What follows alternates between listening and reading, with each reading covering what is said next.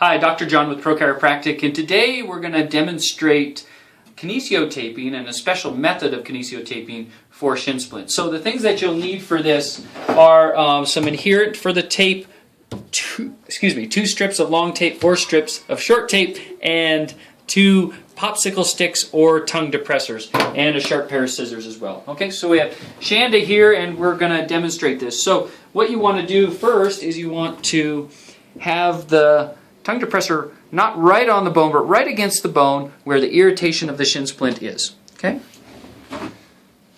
And then we're going to take the longer strip of kinesiology tape, attaching it from the bottom of the foot here, following the line of that important muscle up through there,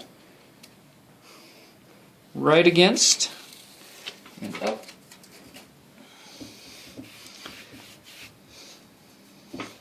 And then with the shorter strips of tape,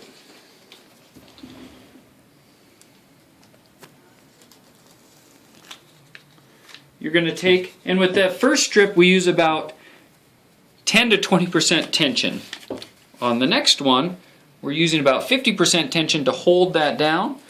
Again, with no tension on the ends, as is proper with good kinesiology taping. Next one, same thing.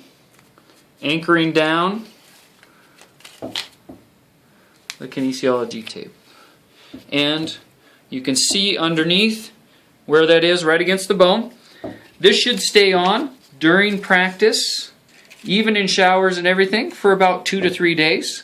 You can use it during training, or you can tape right before a race. We've had athletes really enjoy this type of taping. It seems to be a proprioceptive stimulation that happens against the bone there that really helps with the pain of shin splints. Of course, rehabilitation for shin splints should include proper foot biomechanics, as well as soft tissue therapy and PRICE, so protect, rest, ice, compress, elevation for this injury. But this is a short-term patch pain relief approach treatment that we use at Pro Chiropractic for shin splints. Again, Dr. John with Pro Chiropractic. Thanks for watching.